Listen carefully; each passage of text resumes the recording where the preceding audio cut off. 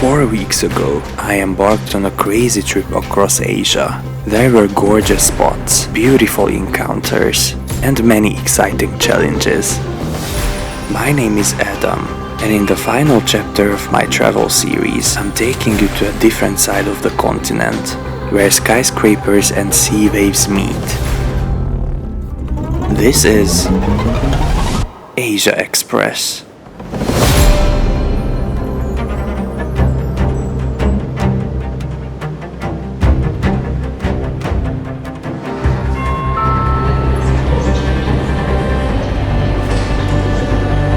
This is it, guys. We are boarding the flight to the final destination.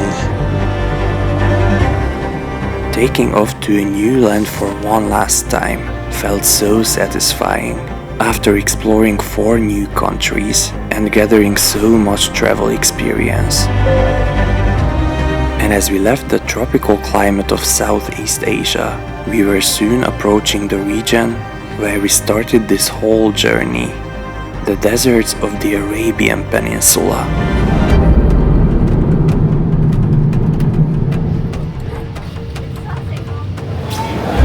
And welcome to our last stop, Doha.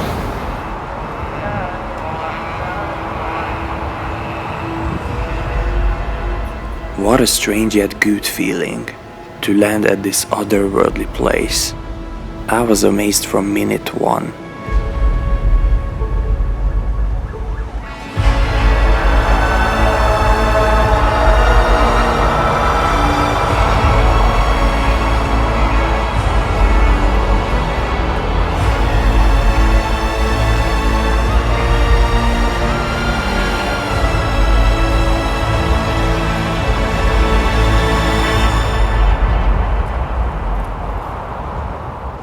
Well, here we are. This is our last stop, and it's time to check the last challenge. So it seems like our only task is to feel good and enjoy the last stop of this big journey. I think I'm going to manage that, but for that I need to go out. So let's go, guys. The country ranks at 158 by size, but its GDP per capita puts it to number 5. Qatar was once home of fishermen and pearl divers. Doha itself was also just a small fishing settlement, but everything changed when in the 20th century oil and gas were discovered and the rapid growth of the city and the country began. Just like in other Gulf states, the nomadic desert tents transformed into gleaming towers, and somehow these in Doha seem to be the most impressive to me, after having been to all GCC countries.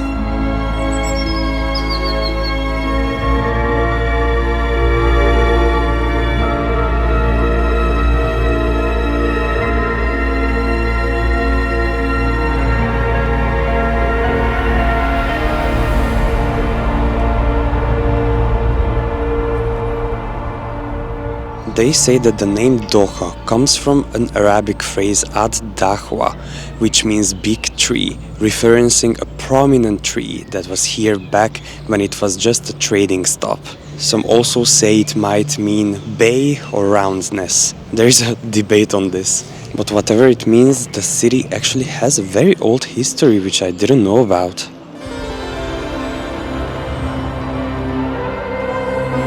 You know, I believe the essence of an Arab city is in its markets, so that's where we were heading next.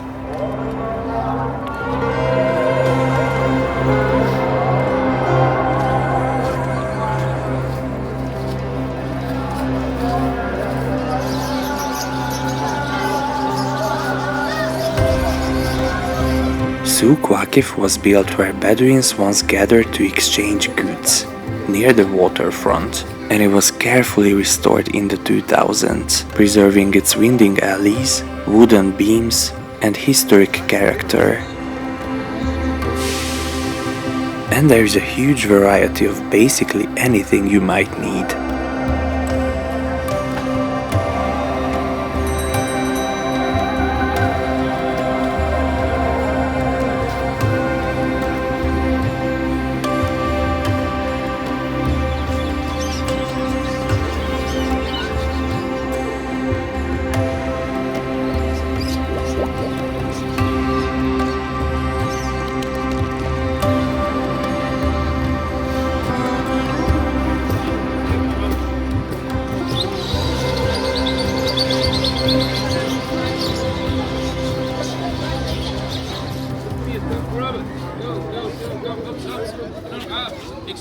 no, take it, catch.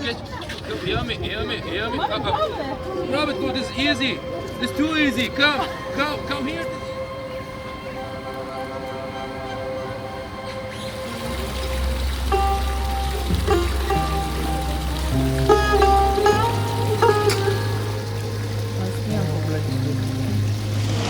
Let's see, it looks amazing.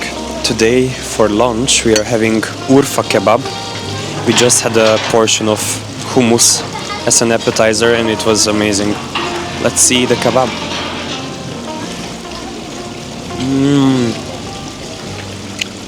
Guys, it's made with a special sauce from tomato and aubergine. Wow, I'm full. Everything was amazing, to be honest. Now we need to drink the last sip of coffee and continue our Doha exploration quest.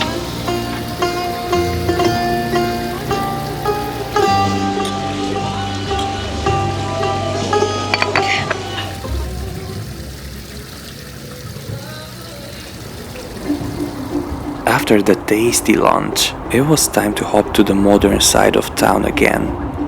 Doha has a public transport system, buses and metro. We are currently heading to the metro, which was opened in 2019. It's got 3 developed lines and a total of 37 stations. I'm really excited to check it out.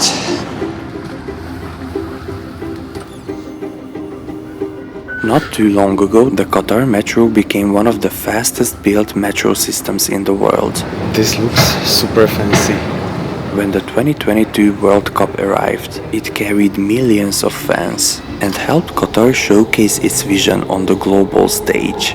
But behind the sleek platforms lies a more complicated story, one shadowed by criticism over migrant labor conditions and the human cost of the massive infrastructure boom.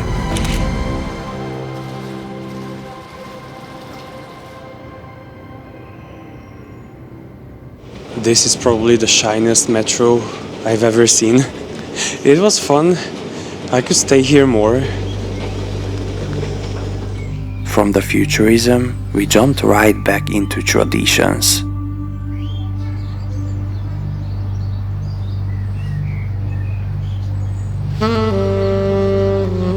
Opened in 2010, the Qatar Heritage Village stands as a living bridge between past and present.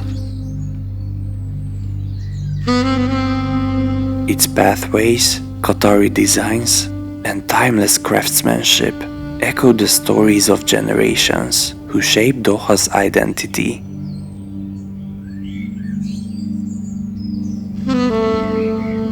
As the city rises toward the future, this cultural center preserves the soul of a nation, where heritage is actively remembered.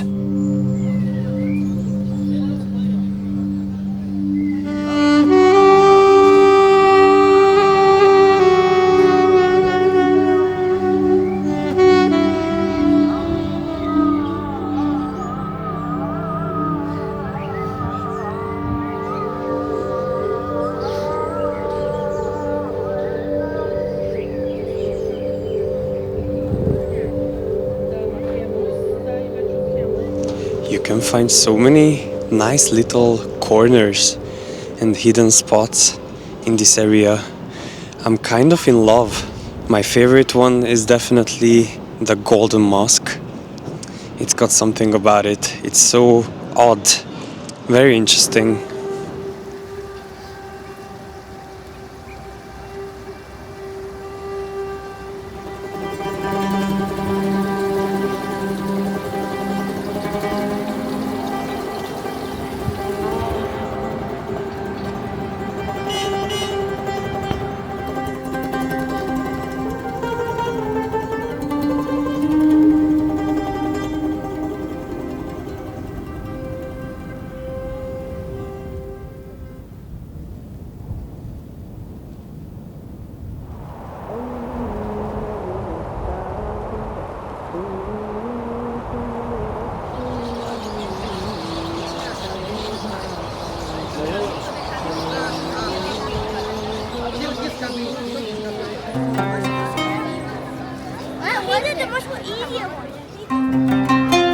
The last sunset of this trip required one last cozy dinner.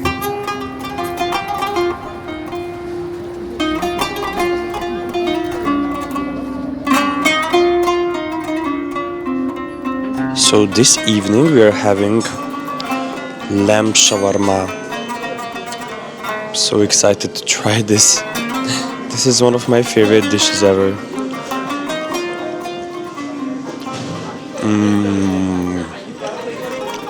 Wow. It comes with pickles, tahini sauce and tomatoes. As it should be. Jakie musokat?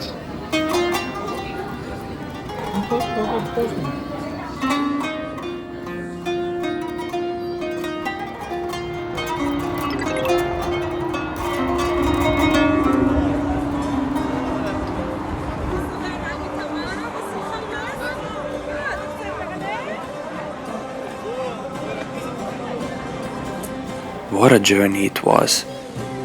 It all started with a single invitation to step into the unknown, from the rocks of Oman to the forests of Malaysia, and from the islands of the Philippines to the gardens of Singapore, and finally here in Qatar. Every stop became more than just a place. They became stories, friendships, lessons, and memories I couldn't have imagined when I first boarded that plane. Asia Express was never really about reaching the destination. It was about discovering what really happens when you say yes to an adventure. And while this journey comes to an end, the moments we've shared will travel with me forever.